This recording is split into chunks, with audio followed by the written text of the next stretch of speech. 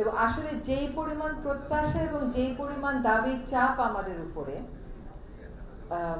এই প্রত্যাশা এবং দাবির চাপটাকে আমরা ইতিবাচকভাবে দেখি, অবশ্যই ইতিবাচকভাবে দেখি, কিন্তু সময়ের সাথেও তো সাঁতার কাটতে হচ্ছে। সময়টা একটু প্রতিকূলে যাচ্ছে, মানে এতগুলো কাজটা এত অল্প সময়ে করা সম্ভব না। আমি একটু প্রথম থেকে আপনাদের একটা কথা হচ্ছে যে জাতীয় ঐক্যমত কমিশনে এটা কেন যায়নি।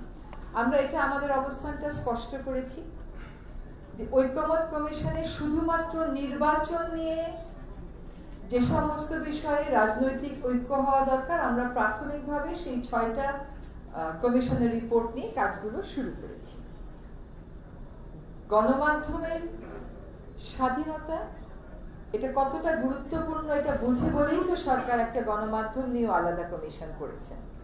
ফলে গণমাধ্যম কমিশনের গঠন করার মাধ্যমে, এর কার্যকারিতার মাধ্যমে, বা আপনারা বলেছেন যে সংক্ষিপ্ত একটা সারাংশ দিতে বলা হয়েছে, এটাও আসলে ওই কারণেই যে সরকার এটাকে যথেষ্ট পরিমাণ গুরুত্বের সাথে দেখে। এখন আপনাদের জন্য একটা ইনফরমেশন হয়তো আপনারাও জানেন, এই যে গণমাধ্যম কমিশন যে রিপোর্টটা দিয়েছে, সেই রিপোর্টটা বাস্তবায়নের একটা পথরেখা তৈরি করতে সরকার একটা কমিটি করে দিয়েছে। সেই কমিটিতে আমরা 5 জন উপদেষ্টা আছি। এই কমিটি কেবলমাত্র যে এই সংস্কার কমিশনের রিপোর্টটা দেখবে তা না, এই কমিটি একই সাথে আগে যেগুলো হয়েছিল সেগুলোও দেখবে। যদিও আসলে এই কমিশন আগের রিপোর্টগুলো দেখে তার মতামত দিয়েছে, ফলে একটা কমিটি কাজ করছে এবং যথেষ্ট গুরুত্ব দিয়ে এই কাজটা করা হচ্ছে। এই কাজের একটা অংশ হবে আপনাদের সাথে বসা। কাজে এই কমিটির পক্ষ থেকে সহসা কিন্তু আপনাদের সাথে বসা হবে। আমরা এখানে কতগুলো বিষয় দেখেছি যে সেলফ ডিটারমিনেশনের কথা এসছে, সেলফ রেগুলেশনের কথা এসছে, আবার প্রোটেকশনের কথা এসছে, আবার সাংবাদিকেরা বা গণমাধ্যম যেন এক্সেলেন্সের দিকে যেতে পারে সেই কথা এসছে, এই সেক্টরটা যাতে ফ্লোরিশ করতে পারে, জিডিপিতে ভূমিকা রাখতে পারে সেই কথাগুলো এসছে।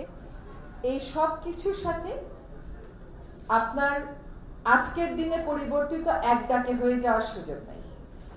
এত বছর যাবৎ একভাবে আপনারা চলে এসছেন, এত বছর যাবৎ নিজেদের অবস্থান, নিজেদের অবস্থা, কর্মপদ্ধতি আপনারা একভাবে দেখে এসছেন।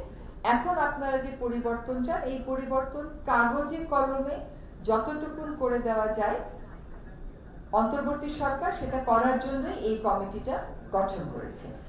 কিন্তু আসল সুফল জনমানুষ তখনই পাবে, বা আসল গণমাধ্যম আপনারা তখনই হয়ে উঠবেন যখন আমরা সমাজে আপনাদের মধ্যে, আমাদের মধ্যে মনস্তাত্ত্বিক পরিবর্তনটা আনতে পারবো, এবং সেটা একটা প্রক্রিয়ার বিষয়। কাজে রুলস অফ বিজনেস বদলানো, শ্রমিকের ডেফিনেশন বদলানো, এই চেঞ্জগুলো কাগজে কলমে আমি আজকে লিখে নিয়ে গেলাম, আমাদের কমিটির মিটিং 2-1 দিনের মধ্যে আমি যেয়ে বলবো। কিন্তু এইগুলো বদলে দিলে আপনি এক ধরনের প্রোটেকশন হয়তো পান, কিন্তু আপনার মনস্তাত্ত্বিক পরিবর্তনটা আসে কিনা, মালিকের মনস্তাত্ত্বিক পরিবর্তনটা আসে কিনা, মালিকানায় যারা আছেন তাদেরকে আমরা ভিন্নভাবে সংজ্ঞায়িত করতে পারবো কিনা সেটা দেখবার জন্য এই কমিটি কিন্তু বিগত সময়ে দেওয়া লাইসেন্সগুলো কোন নীতিমালায় দিয়েছে সেটা আমাদের মতন করে আমরা আবার রিভিউ করব। এখানে দুটো কথা উঠেছে। দেখেন, সরকার প্রথম থেকেই বলছে যে মব জাস্টিসের একেবারেই বিরুদ্ধে সরকার।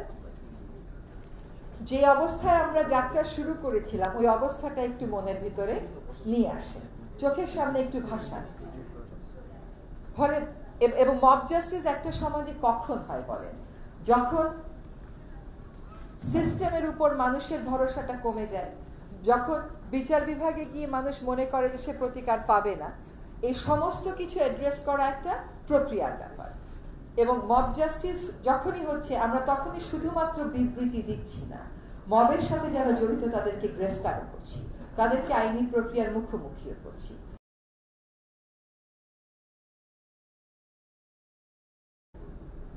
এই গণমাধ্যম কতটুকু করবে? যখন আমরা বলি যে আমরা সেলফ ডিটারমিনেশন, সেলফ রেগুলেশনের পথে যেতে চাই, সে সংক্রান্ত নীতিমালা আমরা নিজেরাই করব, সেটাই সবচেয়ে ভালো কথা। সভ্য ভব্য সমাজে তাই হওয়ার কথা। এবং এই দেখেন, এখানে পড়ছিলাম একটা লাইন, গণমাধ্যম শুধু কাগজেই লিপিবদ্ধ থাকবে, এটা কোনোদিন বাস্তবায়িত হবে না। আবার আরেকটা লাইন ছিল ইকুয়ালি নেতিবাচক, সেটা হচ্ছে অনেকের মতে সরকার কমিশনের সুপারিশ বাস্তবায়ন করবে না, কেননা তাতে গণমাধ্যমের উপর সম্প্রচার ও তথ্য মন্ত্রণালয়ের কর্তৃত্ব খর্ব হতে পারে। এই যে নেতিবাচকতা, এই যে সন্দেহ, এইটা দিয়ে একটা স্টেটহুড কখনো আগাতে পারে না। আমাদেরকে এঙ্গেজ হতে হবে একজনের সাথে আরেকজনের।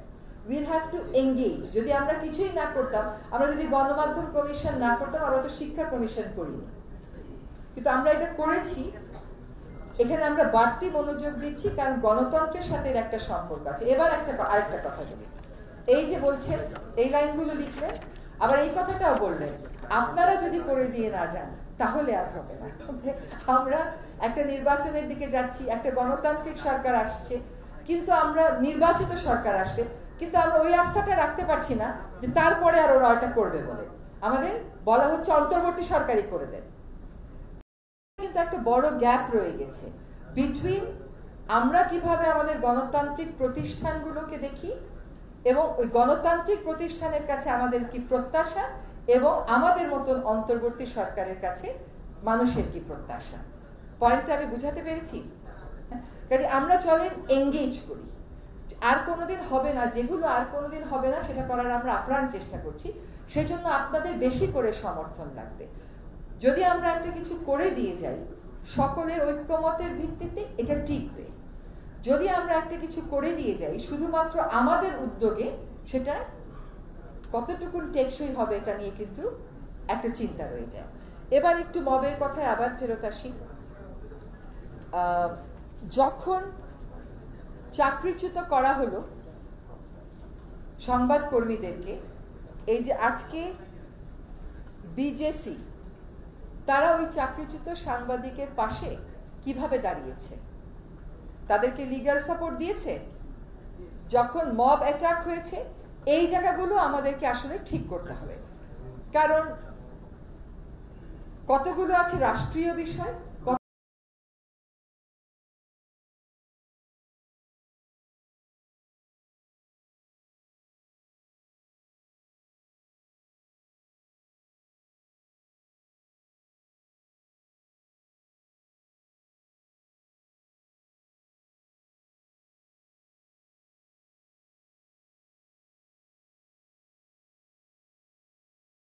প্রভাবকে বোঝাতে চেয়েছেন, বা কায়েমি স্বার্থবাদী স্পন্সরের দ্বন্দ্ব, এইগুলোকে তো সবসময়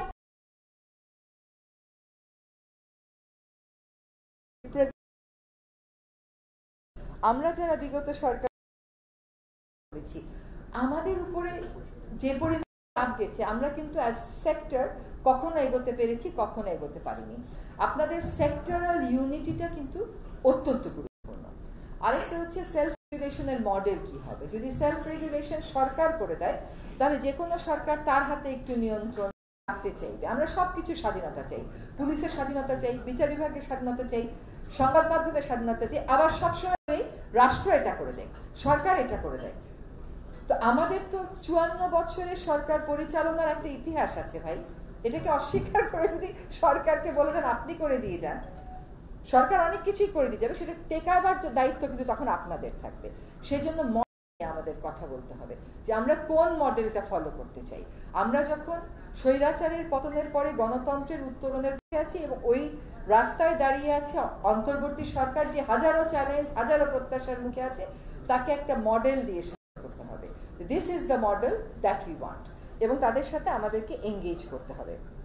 এখানে ব্রিটিশ কিছু আইনের কথা এসছে, সেই আইনগুলো আমি নিয়ে যাচ্ছি, আমি নোট নিয়েছি, এটা কমিটিরও বিবেচনায় আছে, কমিশনের রিপোর্টেও আছে।